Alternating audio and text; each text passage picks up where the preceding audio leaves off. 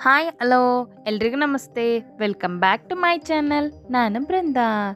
ಇವತ್ತು ನಮ್ಮ ಚಾನಲಲ್ಲಿ ಏನು ಮಾಡ್ತಾಯಿದ್ದೀನಿ ಅಂದರೆ ಮೊಳಕೆ ಹುಳಿಕಾಳು ಸಾಂಬಾರು ಮಾಡ್ತಾಯಿದ್ದೀನಿ.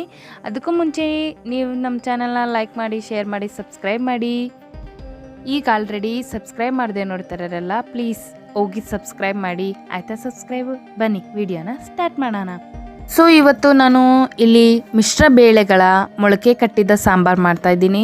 ಸೊ ಇದು ಹೇಗೆ ಬರುತ್ತೆ ಅಂದರೆ ಇದ್ರ ಮುಂದೆ ಯಾವ ಚಿಕನ್ ಸಾಂಬಾರು ಏನು ಮಾಡೋಕ್ಕಾಗಲ್ಲ. ಸಕ್ಕತ್ತಾಗಿರುತ್ತೆ. ಟೇಸ್ಟ್ ವೈಸ್ ಮಾತ್ರ ಸೂಪರಾಗಿರುತ್ತೆ. ಇದ್ರ ಜೊತೆ ಮುದ್ದೆಗೆ, ಅನ್ನಕ್ಕೆ, ಚಪಾತಿಗೆ, ದೋಸೆಗೆ ಎಲ್ಲದಕ್ಕೂ ಸೂಪರಾಗಿರುತ್ತೆ. ಪೂರಿಗಂತೂ ಏಳು ಮಾಡಿಸಿದ ಥರ ಇರುತ್ತೆ, ಸಕ್ಕತ್ತಾಗಿರುತ್ತೆ. ಸೊ ಇಲ್ಲಿ ನಾನು ಹುರುಳಿಕಾಳು ಮತ್ತು ಹೆಸ್ರು ಕಾಳು ಹಾಗೆ ಕಡಲೆಕಾಳು ಬಟಾಣಿನ ನಾನಿಲ್ಲಿ ಮೊಳಕೆ ಕಟ್ಟಿದ್ದೀನಿ ಮನೇಲೇ.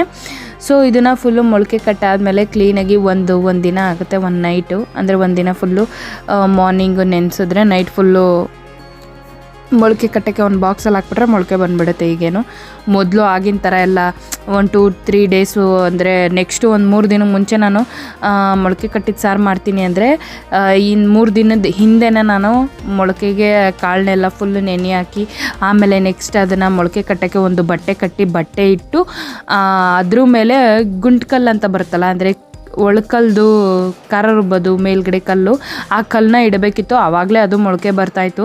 ಬಟ್ ಈಗೆಲ್ಲ ಏನಿಲ್ಲ, ಆರಾಮಾಗಿ ಬಾಕ್ಸ್ಗೆ ಹಾಕ್ಬಿಟ್ರೆ ಬಂದುಬಿಡುತ್ತೆ. ಸೊ ಇವತ್ತು ಹೇಗೆ ಮಾಡೋದು ಅಂತ ನಾನು ತೋರಿಸ್ತೀನಿ ಬನ್ನಿ. ಈಗ ನಾನಿಲ್ಲಿ ಒಂದು ಅರ್ಧ ಹೋಳು ತೆಂಗಿನಕಾಯಿ ತುರಿನ ತೊಗೊಂಡಿದ್ದೀನಿ. ಸೊ ಇದು ಮಸಾಲೆ ಇಟ್ಟು ಮಾಡೋದ್ರಿಂದ ಸಕ್ಕತ್ತಾಗಿ ಬರುತ್ತೆ ಸಾಂಬಾರು. ಸೊ ಸ್ವಲ್ಪ ಬೆಳ್ಳುಳ್ಳಿ ಹಾಗೆ ಸ್ವಲ್ಪ ಶುಂಠಿ ತೊಗೊಂಡಿದ್ದೀನಿ. ಸೊ ಕಾಯಿ ಸ್ವಲ್ಪನೇ ತೊಗೊಂಡಿದ್ದೀನಿ, ಜಾಸ್ತಿ ಏನು ತೊಗೊಂಡಿಲ್ಲ. ಸೊ ಇಲ್ಲಿ ಒಂದು 2 ಇಂಚು ಚಕ್ಕೆ ಹಾಗೆ ಒಂದು 3 ಲವಂಗನೂ ಕೂಡ ಹಾಕ್ತಾಯಿದ್ದೀನಿ. ಸ್ವಲ್ಪ ಕೊತ್ತಂಬರಿ ಪುದೀನ ಕೂಡ ಹಾಕೋತಾ ಇದ್ದೀನಿ. ಈ ಸಾಂಬಾರು ಸ್ವಲ್ಪ ಯೂಶ್ವಲಿ ಅಂದರೆ ನಾವು ಚಿಕನ್ ಸಾಂಬಾರು ಮಾಡ್ತೀವಲ್ಲ ಆ ಥರನೇ ಮಾಡಬೇಕು. ಸೂಪರಾಗಿ ಬರುತ್ತೆ ಮಾತ್ರ. ಎಸ್ಪೆಷಲಿ ಇದು ದೋಸೆಗಂತೂ ಏಳು ಮಾಡಿಸಿದ್ದು ಕಾಂಬಿನೇಷನು ಸೂಪರಾಗಿರುತ್ತೆ. ದೋಸೆಗೆ ಮೊಳಕೆ ಕಟ್ಟಿದ ಸಾರು ಇದು ನಮ್ಮನೇಲಿ ನಾನು ಪುಡಿ ಮಾಡಿರೋವಂಥದ್ದು, ಅಂದರೆ ಸಾಂಬಾರು ಪುಡಿ ಏನು ಮಾಡ್ತೀವಿ ವೆಜ್ಜಿಗೆ, ಅದನ್ನೇ ನಾವು ನಾನ್ ವೆಜ್ಗೂ ಯೂಸ್ ಮಾಡ್ತೀವಿ. ಸೊ ಇದರಲ್ಲೇ ಚಕ್ಕೆ ಲವಂಗ ಎಲ್ಲ ಹಾಕಿರ್ತೀವಲ್ವ, ಸೊ ಜಾಸ್ತಿ ಏನು ಹಾಕಿರಲ್ಲ, ಸ್ವಲ್ಪ ಹಾಕಿರ್ತೀವಿ. ಸೊ ನಾನ್ ವೆಜ್ಗೆ ಎಕ್ಸ್ಟ್ರಾ ಒಂಚೂರು ಆ್ಯಡ್ ಮಾಡ್ಕೋತೀವಿ. ಸೊ ಸೂಪರಾಗಿರುತ್ತೆ ಕಾಳುಗಳೆಲ್ಲ ಹಾಕಿ ಮಾಡಿಸಿರೋದ್ರಿಂದ. ಸೊ ಇದನ್ನು ಒಂದು 2 ಟೇಬಲ್ ಸ್ಪೂನ್ ಹಾಕ್ಕೊಂಡು ಸ್ವಲ್ಪ ನೀರು ಹಾಕಿ ನಾನು ಇದನ್ನು ನುಣ್ಣಗೆ ರುಬ್ಕೋತೀನಿ. ನುಣ್ಣಗೆ ರುಬ್ಬಾದ್ಮೇಲೆ ನೋಡಿ ಈ ಥರ ಬಂದಿತ್ತು. ಸೂಪರಾಗಿರುತ್ತೆ ಈ ಸಾಂಬಾರು. ನೀವು ಒಂದ್ಸಲ ಟ್ರೈ ಮಾಡಿ, ಹೇಗೆ ಬಂತು ಅಂತ ನನಗೆ ಕಮೆಂಟ್ ಮಾಡಿ ತಿಳಿಸಿ. ನಾನು ಮಾಡೋ ಪ್ರೊಸೀಜರ್ ಒಂದ್ಸಲ ಮಾಡಿ ನೋಡಿ, ಸೂಪರಾಗಿರುತ್ತೆ. ನೀವು ಮಾಡಿದ್ದು ತಿಂತಾ ಇರ್ತೀರ. ಸೊ ಡಿಫ್ರೆಂಟಾಗಿ ಒಂದ್ಸಲ ಇದನ್ನು ಟ್ರೈ ಮಾಡಿ, ಸೂಪರಾಗಿ ಬರುತ್ತೆ. ಬನ್ನಿ ಈಗ ಇದಕ್ಕೆ ಒಗ್ಗರಣೆಗೆ ರೆಡಿ ಮಾಡ್ಕೊಳ್ಳೋಣ. ಸೊ ಒಂದು ಕುಕ್ಕರ್ ತೊಗೊಂಡಿದ್ದೀನಿ. ಕುಕ್ಕರ್ಗೆ ಒಂದು 2 ಟೇಬಲ್ ಸ್ಪೂನ್ ಆಯಿಲ್ ಹಾಕಿದ್ದೀನಿ. ಹಾಗೆ ಸ್ವಲ್ಪ ಸಾಸಿವೆ ಕೂಡ ಹಾಕ್ಕೊಂಡಿದ್ದೀನಿ. ಸೊ ಸಾಸಿವೆ ಸಿಡಿತಾ ಇದ್ದಂಗೆ ಸ್ವಲ್ಪ ಒಂದು 2 ಈರುಳ್ಳಿನ ಉದ್ದುದ್ದ ಕಟ್ ಮಾಡಿ ಹಾಕ್ಕೊಂಡಿದ್ದೀನಿ. ಹಾಗೆ ಸ್ವಲ್ಪ ಕರಿಬೇವು ಕೂಡ ಹಾಕಿದ್ದೀನಿ ಒಗ್ಗರಣೆಗೆ. ಸಕ್ಕತ್ತಾಗಿರುತ್ತೆ ಸಾಂಬಾರಿಗೆ ಕರಿಬೇವು ಹಾಕೋದ್ರಿಂದ. ಸೊ ಈ ಅಂದರೆ ಈರುಳ್ಳಿ ಸ್ವಲ್ಪ ಬೇಯೋವರೆಗೂ ಬೆಂದಾದಮೇಲೆ ನಾವು ಕಾಳೇನಿದೆ ಕಾಳನ್ನು ಕೂಡ ಸ್ವಲ್ಪ ಒಗ್ಗರಣೆಯಲ್ಲಿ ಹುರ್ಕೋಬೇಕು. ಸೊ ಈಗ ನಾನು ಇದಕ್ಕೆ ಒಂದು ಸ್ವಲ್ಪ ಸಾಲ್ಟ್ನ ಆ್ಯಡ್ ಮಾಡ್ತಾಯಿದ್ದೀನಿ. ಸೊ ಸಾಲ್ಟ್ ಹಾಕೋದ್ರಿಂದ ಈರುಳ್ಳಿ ಬೇಗ ಬೇಯಲಿ ಅಂತ ಅನ್ನೋದಷ್ಟೇ.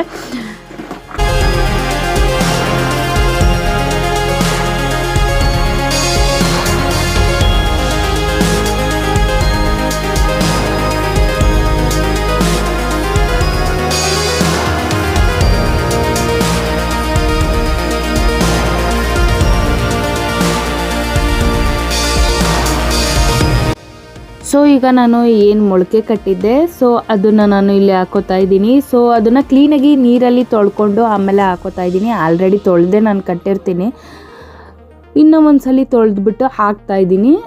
ಸೊ ಇದು ಏನೇನು ಮೊಳಕೆ ಕಟ್ಟಿದೆ ಅದನ್ನೆಲ್ಲ ಹಾಕಿ ಸ್ವಲ್ಪ ಎಣ್ಣೆಲಿ ಫ್ರೈ ಮಾಡ್ಕೊಬೇಕು. ಆವಾಗ ಅದು ನಾವು ನೆನೆಸಿ ಕಟ್ಟಿರ್ತೀವಲ್ಲ, ಸೊ ಸಾಂಬಾರು ಬೇಗ ಅಳ್ಸೋಗೋ ಚಾನ್ಸಸ್ ಇರುತ್ತೆ. ಆಮೇಲೆ ಸ್ವಲ್ಪ ಅದೇನಿರುತ್ತೆ ಅದು ನೆನೆಸಿರ್ತೀವಲ್ಲ, ಅದು ಒಂಥರ ಸ್ವಲ್ಪ ಸ್ಮೆಲ್ ಬರೋಕ್ಕೆ ಇದಾಗುತ್ತೆ. ಸೊ ಕ್ಲೀನಾಗಿ ಹುರ್ಕೊಳ್ಳೋದ್ರಿಂದ ಆವಾಗ ಯಾವುದೇ ಒಂದು ಸ್ಮೆಲ್ ಇರಲ್ಲ, ಸಕ್ಕತ್ತಾಗಿ ಬರುತ್ತೆ ಸಾಂಬಾರು. ಕ್ಲೀನಾಗಿ ಹುರ್ಕೊಬೇಕು. ಈಗ ಇದಕ್ಕೂ ಕೂಡ ಸ್ವಲ್ಪ ಸಾಲ್ಟ್ನ ಆ್ಯಡ್ ಮಾಡ್ಕೊಬೇಕು.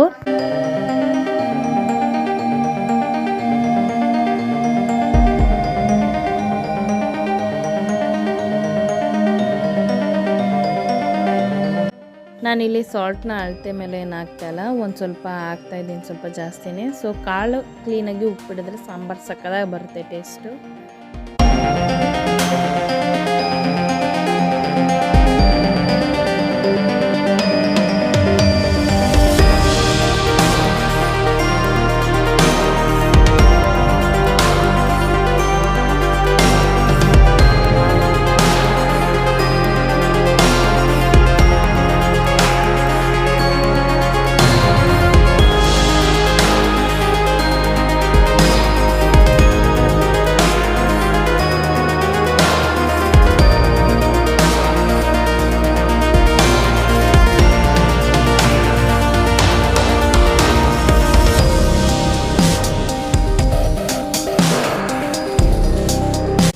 ನೋಡಿ, ಈಗ ಇದಕ್ಕೆ ನಾನು ಆಲ್ರೆಡಿ ರುಬ್ಬಿರೋ ಮಸಾಲೆನ ನಾನು ಈಗ ಇದಕ್ಕೆ ಆ್ಯಡ್ ಮಾಡ್ತಾಯಿದ್ದೀನಿ.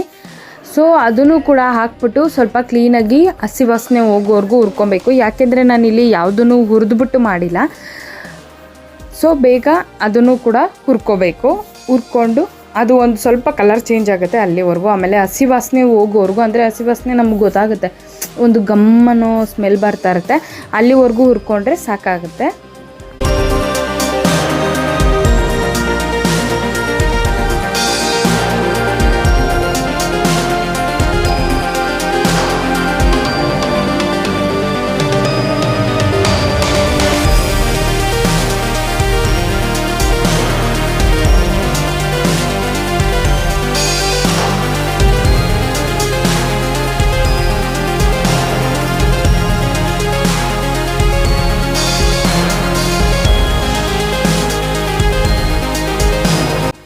ಈಗ ಇದಕ್ಕೆ ನಾನು ನೋಡಿ, ಈಗ ಕಲರ್ ಕೂಡ ಚೇಂಜ್ ಆಗಿದೆ, ಸ್ಮೆಲ್ ಕೂಡ ಚೇಂಜ್ ಆಗಿದೆ. ಸೊ ಇಲ್ಲಿಗೆ ಅದು ಹಸಿ ವಾಸನೆ ಎಲ್ಲ ಹೋಗಿದೆ ಅಂತ. ಈಗ ಸಾಂಬಾರಿಗೆ ನೀವು ಕ್ವಾಂಟಿಟಿ ನೋಡಿಕೊಂಡು, ಸಾಂಬಾರಿಗೆ ಎಷ್ಟು ಕ್ವಾಂಟಿಟಿ ಬೇಕು ನೋಡಿಕೊಂಡು ಅಷ್ಟು ನೀರನ್ನ ಆ್ಯಡ್ ಮಾಡಬೇಕಾಗತ್ತೆ. ನಾನಿಲ್ಲಿ ಸ್ವಲ್ಪ ಜಾಸ್ತಿನೇ ಆ್ಯಡ್ ಮಾಡ್ತಾಯಿದ್ದೀನಿ. ಇದು ಆ್ಯಕ್ಚುಲಿ ತುಂಬ ತೆಳ್ಳಗಿದ್ರೆ, ಅಂದರೆ ನೀರಂಗಿದ್ರೂ ಸಾಂಬಾರು ಸಕ್ಕತ್ತಾಗಿ ಬರುತ್ತೆ, ಗಟ್ಟಿಗಿದ್ರೂ ಸಾಂಬಾರು ಚೆನ್ನಾಗಿರುತ್ತೆ. ಸೊ ಅನ್ನ, ಮುದ್ದೆಗೆ, ಚಪಾತಿಗೆ ಎಲ್ಲ ಬೇಕು ಅಂದರೆ ನೋಡಿಕೊಂಡು ಕ್ಲೀನಾಗಿ ಹಾಕ್ಕೊಬೋದು. ಇಲ್ಲ ನನಗೆ ಇದು ಸ್ವಲ್ಪ ಗ್ರೇವಿ ಥರ ಬೇಕಂದರೆ ಸ್ವಲ್ಪ ನೀರನ್ನ ಕಡಿಮೆ ಹಾಕ್ಕೊಬೋದು. ಇಲ್ಲ ನನಗೆ ಸಾಂಬಾರು ಟೈಪ್ ಬೇಕಂದರೆ ಸ್ವಲ್ಪ ನೀರಾಗಿ ಹಾಕ್ಕೊಬೋದು. ನಾನೀಗ ಇಲ್ಲಿ ಸಾಂಬಾರು ಮಾಡ್ತಾ ಇರೋದ್ರಿಂದ ಸೊ ಸ್ವಲ್ಪ ಜಾಸ್ತಿನೇ ಹಾಕ್ತಾಯಿದ್ದೀನಿ. ನೋಡಿ, ಈಗ ಒಂದು ಅಳತೆ ನೋಡಿಕೊಂಡು ಕ್ಲೀನಾಗಿ ಆ ಮಸಾಲೆ ಏನಿತ್ತು ಹುರಿದಿರೋದನ್ನ ಅದನ್ನು ನೀರು ಜೊತೆ ಕ್ಲೀನಾಗಿ ಮಿಕ್ಸ್ ಮಾಡಬೇಕು. ಆವಾಗ ಸಾಂಬಾರು ಗಟ್ಟಿ ಎಷ್ಟು ಅಂತ ಗೊತ್ತಾಗುತ್ತೆ. ಇದಕ್ಕೆ ಬೇಕಾದರೆ ನೀವು ಬದನೆಕಾಯಿ, ಆಲೂಗಡ್ಡೆ ಕೂಡ ಹಾಕ್ಕೊಬೋದು. ನಾನಿಲ್ಲಿ ಏನು ಹಾಕ್ತಾಯಿಲ್ಲ, ಅದು ಹಾಕಿದ್ರೆ ಇನ್ನೂ ಸಾಂಬಾರು ಸಕ್ಕತ್ತಾಗಿ ಬರುತ್ತೆ. ನಾನು ಅದೇನು ಹಾಕ್ತಾಯಿಲ್ಲ, ಬಟ್ ಹೀಗೆ ಮಾಡ್ತಾಯಿದ್ದೀನಿ. ಇದು ಸೂಪರಾಗೇ ಬರುತ್ತೆ. ನೋಡಿ, ಈಗ ಎಲ್ಲ ಕರೆಕ್ಟಾಗಿ ಮಿಕ್ಸ್ ಆಗಿದೆ. ಈಗ ಇದಕ್ಕೆ ಕರೆಕ್ಟಾಗಿ ಸಾಲ್ಟ್ ಹಾಕಬೇಕು. ಸಾಂಬಾರಿಗೆ ನೋಡಿಕೊಂಡು ಸಾಲ್ಟ್ನ ಆ್ಯಡ್ ಮಾಡಬೇಕು. ಸೊ ಇಲ್ಲಿ ಹೆಚ್ಚು ಕಮ್ಮಿ ಆದರೂ ನಾನು ಟೊಮೊಟೊ ಲಾಸ್ಟಲ್ಲಿ ಹಾಕೋದ್ರಿಂದ ಖಾರ ಆದರೂ ಸಾಲ್ಟ್ ಆದರೂ ಅದು ಸಮ ಮಾಡುತ್ತೆ, ಅಂದರೆ ಸರಿ ಮಾಡುತ್ತೆ. ಜಾಸ್ತಿ ಏನು ಅನಿಸಲ್ಲ, ಸಾಲ್ಟ್ ಜಾಸ್ತಿ ಆಯಿತು, ಖಾರ ಜಾಸ್ತಿ ಆಯಿತು ಅಂತ ಏನು ಅನಿಸಲ್ಲ. ಅದಕ್ಕೆ ನಾನು ಟೊಮೊಟೊನ ಲಾಸ್ಟಲ್ಲಿ ಹಾಕ್ತೀನಿ. ಒಗ್ಗರಣೆಗೆ ಯೂಶ್ವಲಿ ಹಾಕ್ತಾರೆ, ಹಾಕ್ಬೋದು ಕೂಡ. ನಾನು ಈ ಥರ ಮಾಡೋದ್ರಿಂದ ಅಕಸ್ಮಾತ್ ಏನಾದರೂ ಇದ್ದರೆ, ಏನಿವತ್ತು ಸಾಂಬಾರಲ್ಲಿ ಸಾಲ್ಟ್ ಜಾಸ್ತಿ ಮಾಡಿಬಿಟ್ಟಿದ್ಯಾ, ಖಾರ ಜಾಸ್ತಿ ಮಾಡಿಬಿಟ್ಟಿದ್ಯಾ ಅನ್ನೋ ಒಂದು ಇದಿರಲ್ಲ, ಗೋಜಿರಲ್ಲ. ಸೊ ಅದಕ್ಕೆ ನಾನು ಟೊಮೊಟೊನ ನಾನು ಲಾಸ್ಟಲ್ಲಿ ಹಾಕ್ತೀನಿ. ಟೇಸ್ಟ್ ವೈಸ್ ಕೂಡ ಚೆನ್ನಾಗೇ ಇರುತ್ತೆ, ಏನಪ್ಪ ಹಿಂಗಿದೆ ಅಂತ ಏನಿಲ್ಲ, ಸಕ್ಕತ್ತಾಗಿ ಬರುತ್ತೆ ಟೇಸ್ಟು, ಸೂಪರಾಗಿ ಕೂಡ ಇರುತ್ತೆ. ಒಂದ್ಸಲಿ ನೀವು ಈ ಥರ ಒಂದು ಟ್ರಿಕ್ನ ಫಾಲೋ ಮಾಡಿ. ಅಕಸ್ಮಾತ್ ಏನಾದರೂ ಸಾಂಬಾರು ಸಾಲ್ಟ್ ಆಗಿಬಿಟ್ಟಿದ್ರೆ, ಏನಾದರೂ ಖಾರ ಜಾಸ್ತಿ ಆಗಿಬಿಟ್ಟಿದ್ರೆ, ಟೊಮೊಟೊನ ಬೇಕಾದರೆ ಲಾಸ್ಟಲ್ಲಿ ಹಾಕಿ ನೋಡಿ ಹೇಗೆ ಬಂತು ಅಂತ ನನಗೆ ಕಮೆಂಟ್ ಮಾಡಿ. ನೋಡಿ, ಈಗ ಸಾಂಬಾರು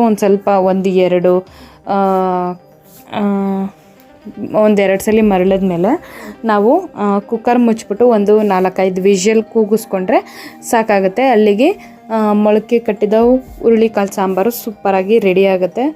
ಬರೀ ಹುಳಿ ಕಾಳು ಹಾಕ್ಬಿಟ್ಟು ಕೂಡ ನಾವಿಲ್ಲಿ ಸಾಂಬಾರು ಮಾಡ್ಕೊಬೋದು. ಇಲ್ಲಿ ನಾನು ಎಲ್ಲ ಮಿಶ್ರ ಕಾಳು ಹಾಕಿದ್ದೀನಿ, ಅದು ಇನ್ನೂ ಸಕ್ಕತ್ತಾಗಿರುತ್ತೆ ಟೇಸ್ಟು. ಇದು ಯಾವಾಗಲೂ ಯೂಸ್ ಮಾಡ್ತಾ ಇರಬೇಕು. ಈ ಸ್ಪ್ರೌಟ್ಸ್ ಎಲ್ಲ ಆರೋಗ್ಯಕ್ಕೆ ತುಂಬಾ ಒಳ್ಳೆಯದು.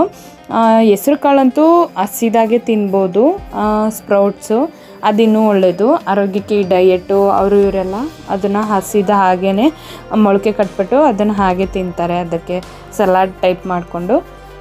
ಸೊ ಹಾಗಾಗಿ ಇದನ್ನು ಆಲ್ಮೋಸ್ಟ್ ವೀಕಲ್ಲಿ 1-3 ಡೇಸ್ ಮಾಡ್ತಾನೆ ಇರಿ, ತುಂಬಾ ಒಳ್ಳೆಯದು. ಹುರುಳಿಕಾಳು ತಿನ್ನೋದ್ರಿಂದ ಕ್ಯಾನ್ಸರ್ನ ತಡೆಗಟ್ಟಬೋದು. ನೋಡಿ ಈಗ ಇದು ಇಷ್ಟು ಮರಳದ ಮೇಲೆ ನಾನೀಗ ವಿಜಿಲ್ ಹಾಕಿ ಒಂದು 4-5 ವಿಜಿಲ್ ಕೂಗಿಸ್ಕೊತೀನಿ ಸಾಂಬಾರು. ಆವಾಗ ಇನ್ನೂ ಸಖತ್ತಾಗಿ ಬರುತ್ತೆ ಟೇಸ್ಟು.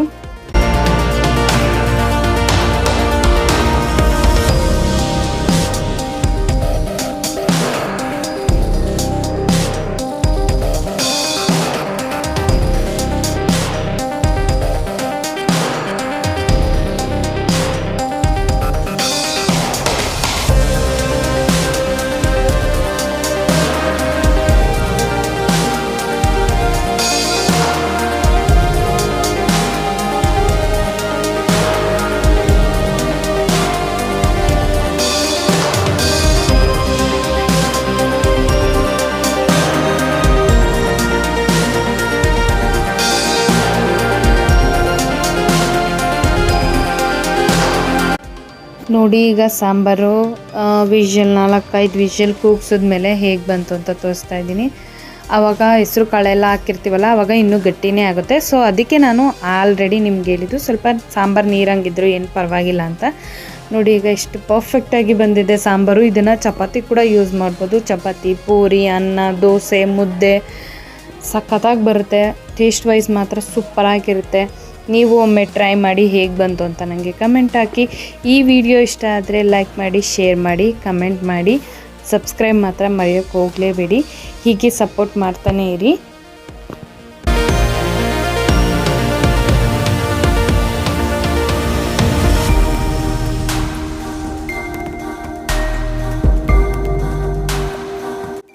ನೋಡಿ ನಾನು ಈ ಸಾಂಬಾರನ್ನ ನಾನು ಅನ್ನದ ಜೊತೆ ಸರ್ವ್ ಮಾಡ್ತಾಯಿದ್ದೀನಿ.